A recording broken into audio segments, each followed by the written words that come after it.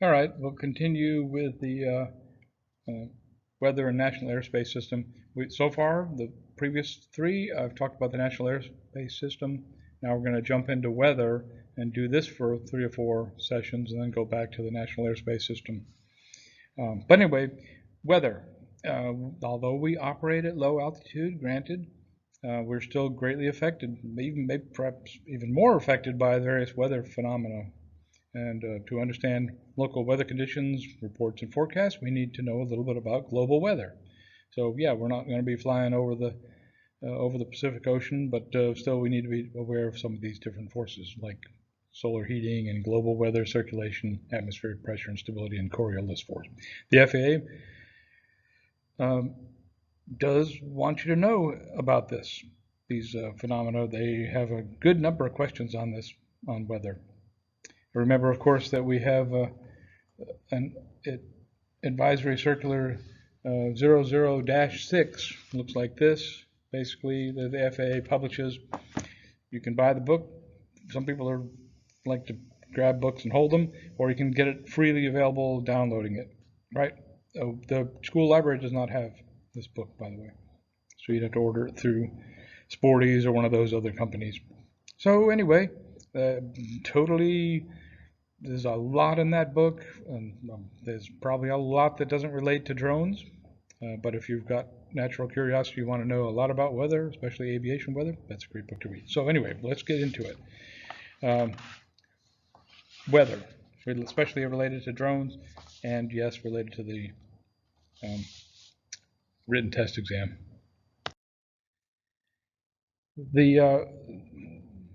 All weather is initiated by the uneven warming of the Earth's surface. Uneven globally, but also localized solar heating on the ground. You've noticed that before. You'll see these little dust devils that'll swirl around where the air is rising really rapidly because of a hot spot, or like for a pavement or something like that. So, but we look at the major issue here is the way the sun strikes the Earth.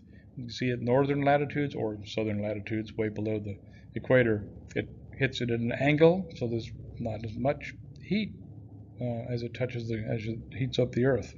Whereas at the equator, it's got a direct shot, so the sunlight heats the equator hottest and cooler at those greater angles. Of course, as the Earth does have a little bit of a tilt, so that's why we get our seasons.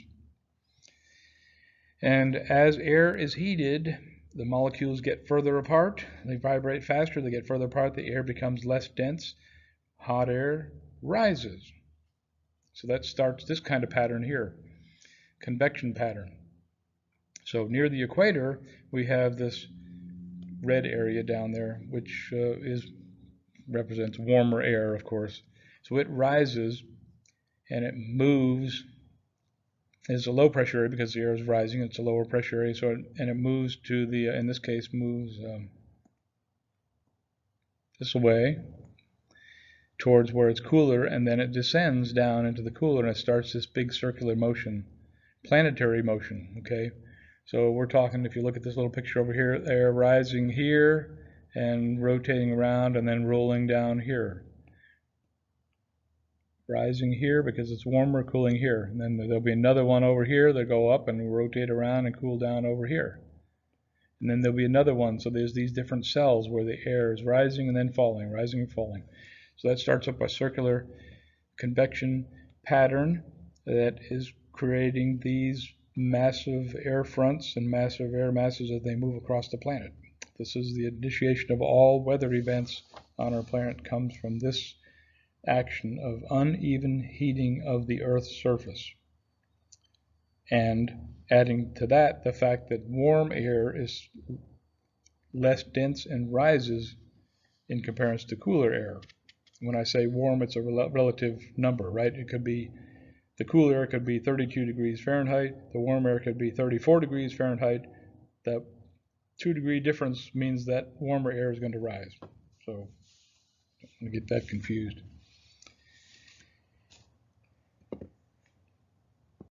On a very local level, we have this kind of pattern where over to the left side you see warm rising air over a parking lot or whatever.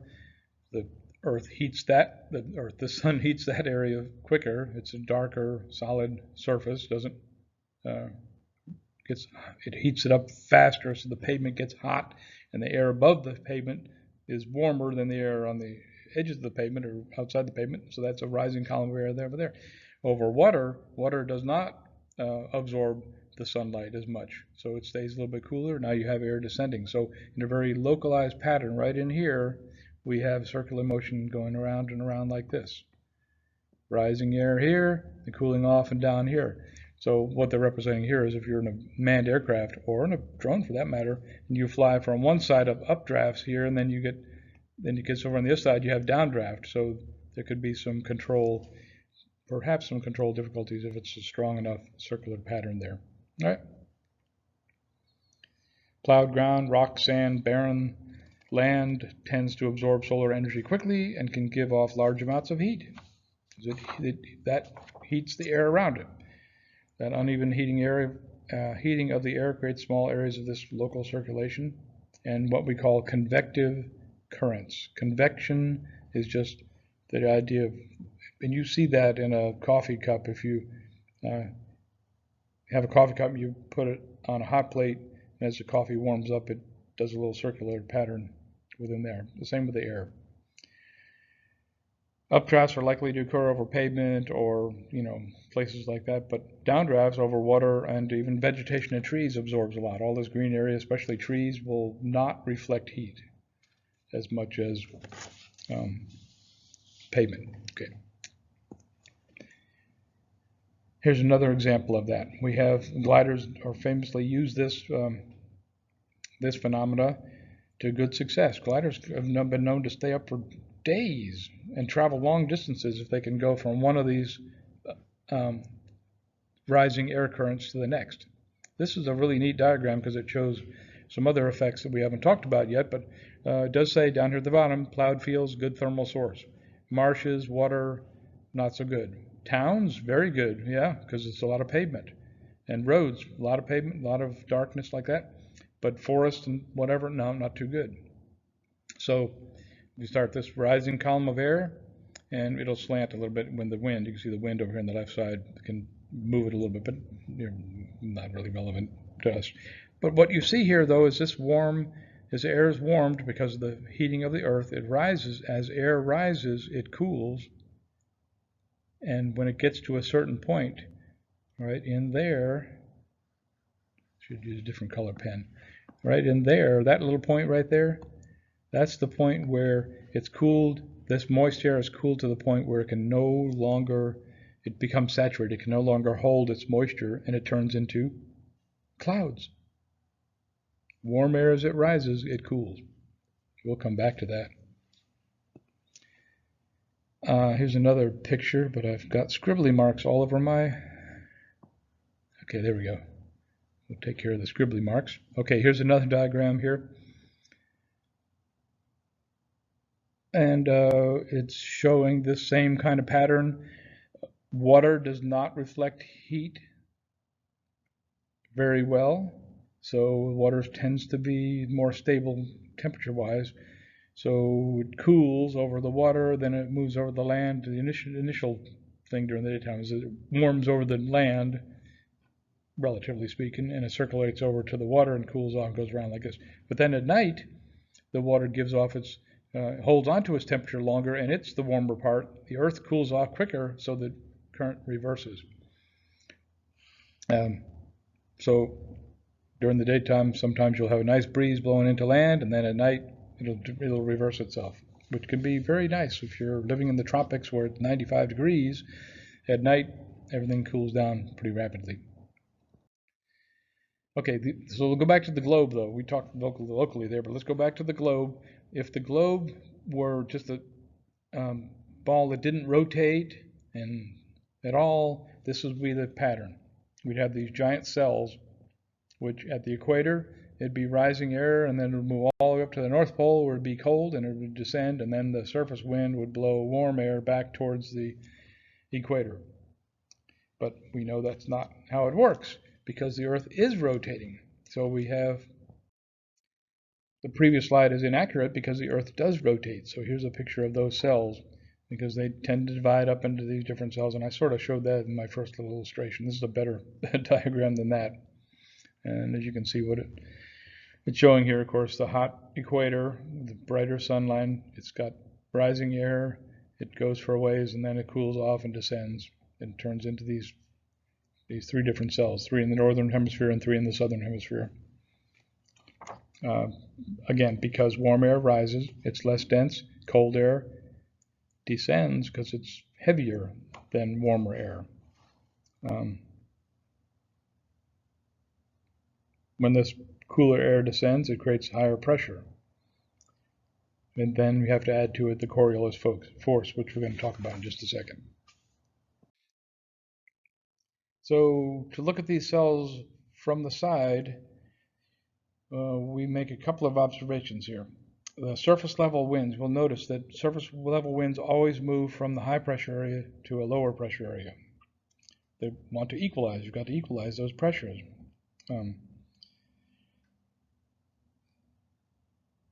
What makes a low pressure area is rising and cooling air. So a warmer air mass, perhaps, just an area where it's warmer, the air rises.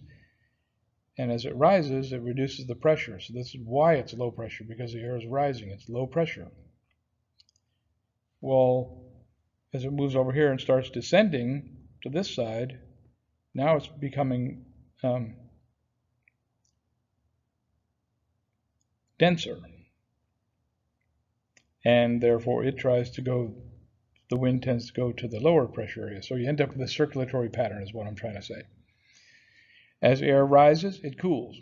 As air falls, it warms. General principles here. So we have, it just keeps on circulating around. And that's where Coriolis comes into effect, because it just can't. That'd make it so simple, we would be able to move to, if we wanted to be warm, we'd move to where high pressure areas live. But they don't, they're constantly moving. Coriolis force is related to the relative motion as a planet is spinning that makes the wind appear to not be flowing in a straight line.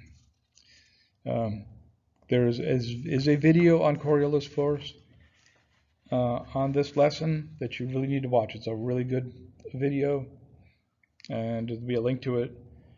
So at this point, if you still have any questions about this, it'd be better to just call me up. Well, first watch the video, then call me up and ask questions, because it'll be difficult on this video to explain it. Now, you don't have to go to my video, or the one that I give you a link to. There are hundreds of videos explaining Coriolis force in many different ways. As it can be very confusing, but it really isn't. It's because the Earth is rotating. There's apparent turning motion to the wind. At least it appears to be. And the reason you need to know that is for Coriolis effect explains why in a high pressure area, like down here, the air doesn't go straight from the high pressure to the low pressure. It's deflected to the right. And it also explains why in a low pressure area, as the air is rushing towards the middle of the low, it's deflected to the right. Demonstration, next time you see a hurricane, either radar or satellite picture, you'll look at it. If it's a moving, if it's a timed picture, you'll see it turning counterclockwise for hurricanes or any low pressure area for that matter, and clockwise otherwise. So we have these two factors going together. We have the rising air, this whole circulation, convection circulation going on. And then we have the fact that it doesn't go. This is low pressure over on that side. Low here, right?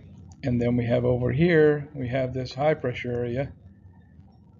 And as it goes from the high pressure area to the low pressure area, it tends to turn instead of going straight across. So that's the point there. That's the point we're trying to make. Then we have seasons, of course, and you should be familiar with that from your own studies.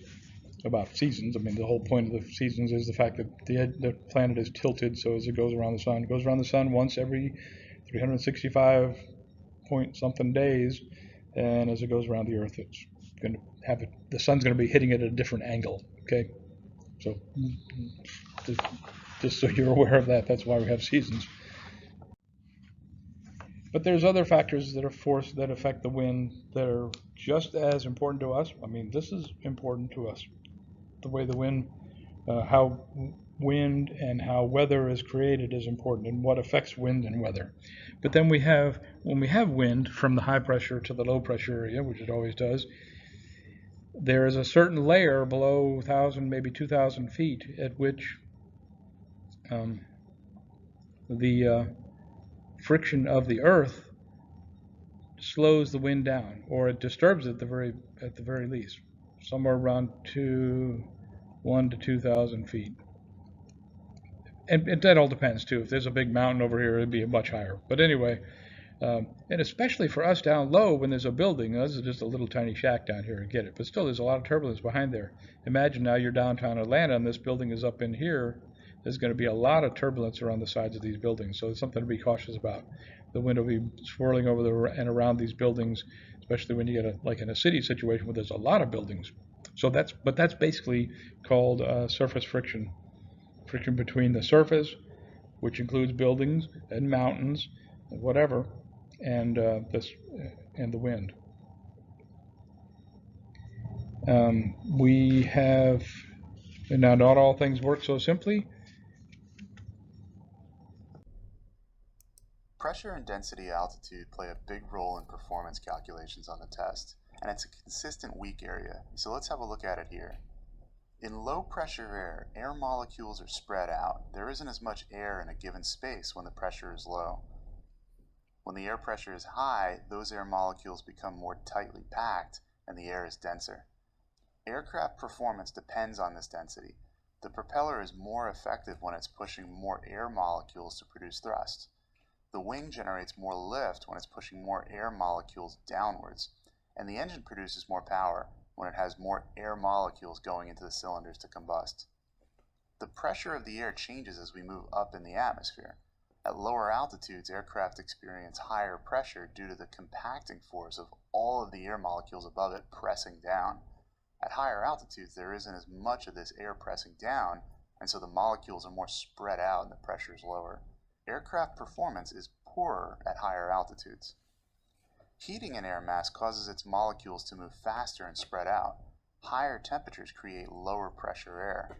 Aircraft performance is poorer in hotter temperatures.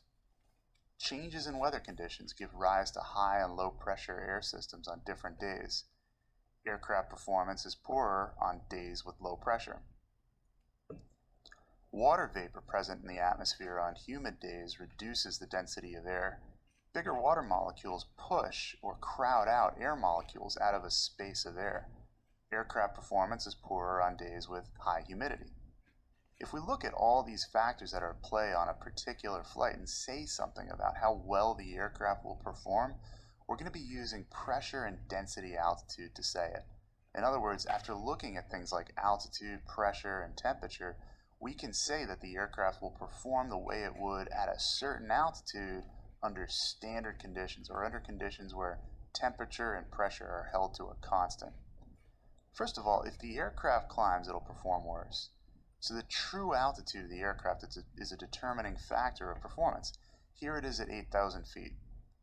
Now, if the pressure falls or is lower than the standard 29.92 inches of mercury at sea level, the aircraft will perform not as though it were at 8,000 feet, but as if it were at, say, 11,000 feet under that standard model. In Fantasyland, where pressure and temperature are held constant, this aircraft would behave as if it were at 11,000 feet.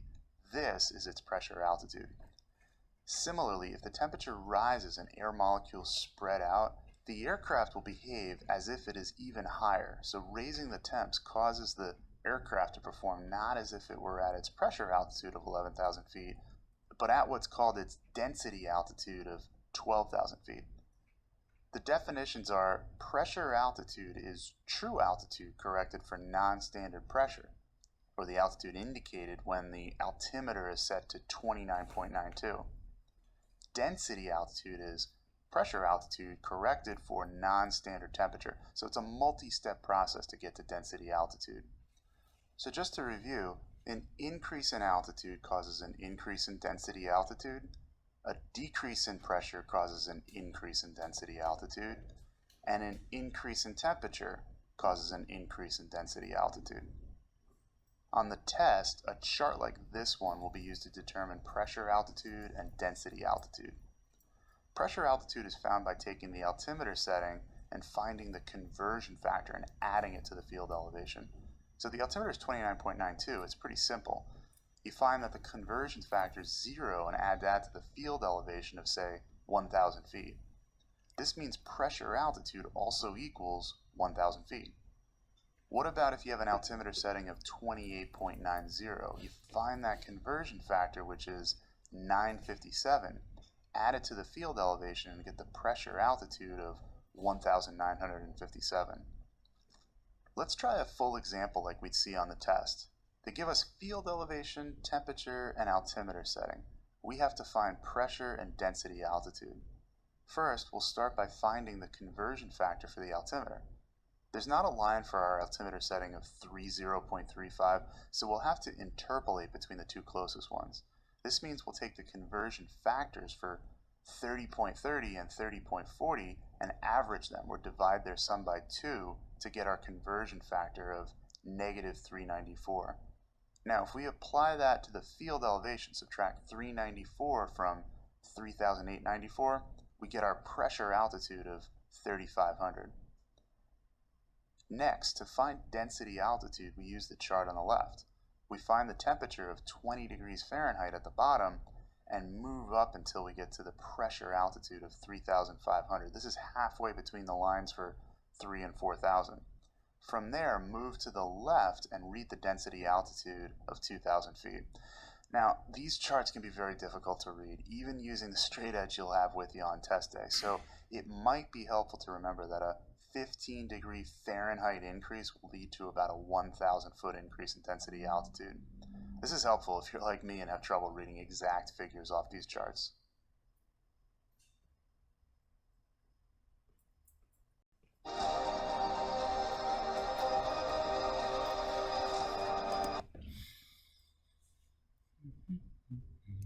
So, following that video on density altitude, we want to be reminded, and he mentioned it, standard atmosphere pressure is 14 psi at sea level. So that's the pressure that's building, that's pushing in our body. But happily, it goes from all different directions. We don't feel it. But and that we measure that from a barometer, and you can do some research on that. What a barometer is. Aircraft manufacturers base their performance figures, in other words, what can this drone do, or what can this airplane do, how much weight can it carry, how high can it go, how fast can it go, all those things are based on some kind of standard. They had to come up with some kind of standard. Well, they decided to make this international, so everywhere in the world uses this standard. That standard is 29.92 inches of mercury, and that's just how high the mercury goes on a particular day. Every day, though, it changes, so that's why they need a standard. 13 millibars is the same thing. This is for the people in France. Okay? So if the air pressure goes down in a low pressure area, let's say, what does that mean? That means the air is thinner. If you're in a low pressure area, the air is rising up and there's less air. It's thinner air. When there's thinner air, the propellers, we talked about, hopefully you remember about aerodynamics, propeller blade is just an airfoil that spins and it creates high pressure, low pressure areas. Well, with the less air we have, the less efficient the propeller is, the less weight it's going to lift. All of those factors, performance factors basically, are reduced as the air is thinner. Temperature also has a lot to do with it. The hotter the air is, the further apart the molecules are vibrating, the thinner the air is. So if you have a low pressure and high temperature, your performance will be reduced. That's what they mean by high density altitude. High density altitude means the airplane or the drone or whatever. A drone is an airplane. I know I'm being redundant there, but anyway, that means that the air is thinner. That means high density altitude and warmer. That means the aircraft will perform less, right?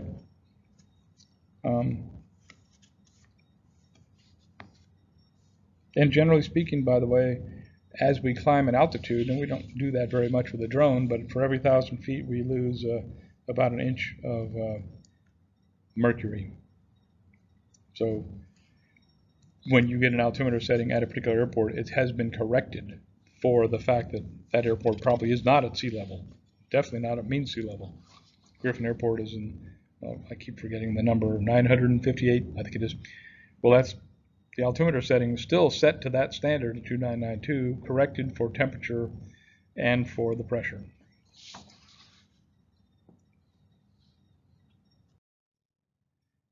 So we have a few questions that will come up on the FAA written exam. If the outside air temperature at a given altitude is warmer than standard, the density altitude is higher than pressure altitude.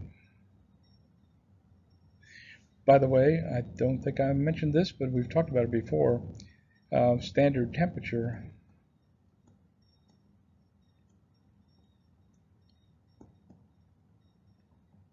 (59 degrees Fahrenheit), which is the same thing as 15 degrees centigrade.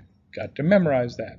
So you memorize that. You memorize the standard pressure, which is 29.92 inches of mercury. Those are the standards for performance calculations. You'll need to memorize that number.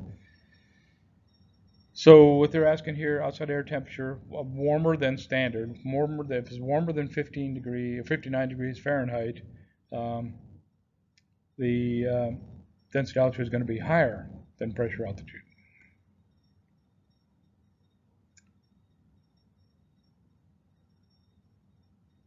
Pressure altitude is your actual altitude corrected for the altimeter setting.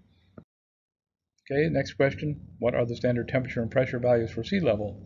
And of course they throw these numbers in here because they're counting on the fact that you maybe not read the whole question. So we know it's 15 degrees centigrade, but we also see 59 degrees Fahrenheit. So it could be, if you just look at the first one, it could be 1 or 3. But then it says 29.92 millibars. No, it was 1013 millibars. So it's got to be number 1, right? 15 degrees centigrade and 2992 inches of mercury. It's not that tricky, but that's just one of those things where if you start getting ahead of yourself, start reading really quickly and not paying attention. Of course, the FAA is testing to see if you know the difference between the two. If you just memorized a couple numbers, if all you do is memorize 15 and 2992, you're in trouble.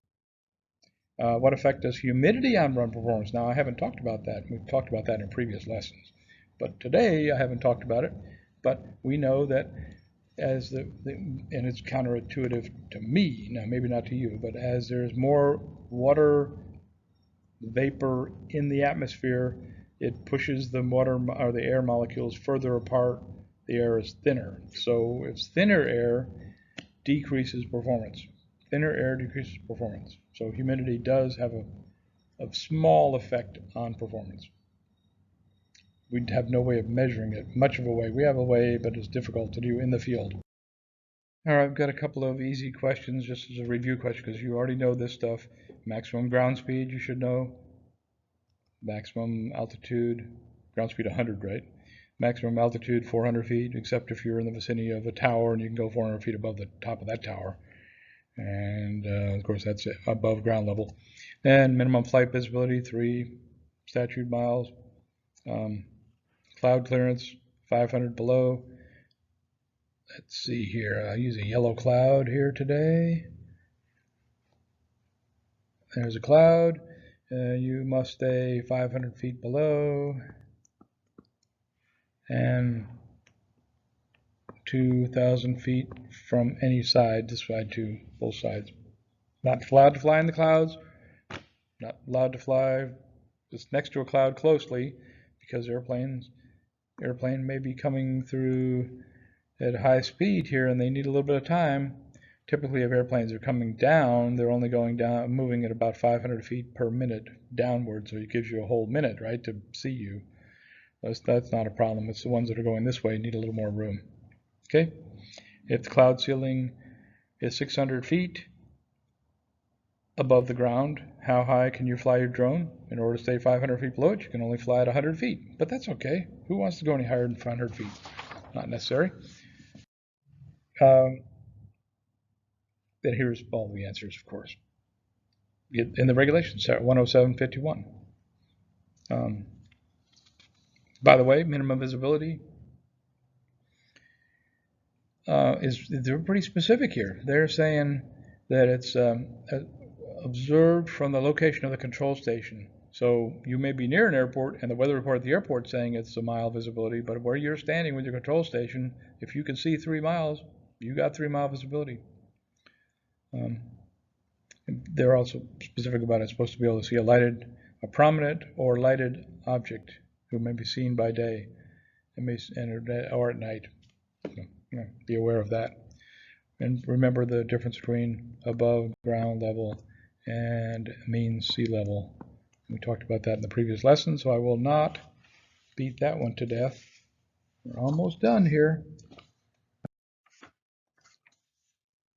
Oh yeah, that was the last slide. Okay, so the next episode, we're going to talk about air masses and frontal systems. So again, this is one of those reminders, Advisory Circular 00-6, Aviation Weather Chapters, Weather Chapter 10. It's about a 9-page read. It'd be real handy to read. This is a downloadable. Actually, I think I've got it in the resources of the Blackboard module for this this class. It's got a link to that. Just makes it a little bit easier to find. Okay. All right. Thank you.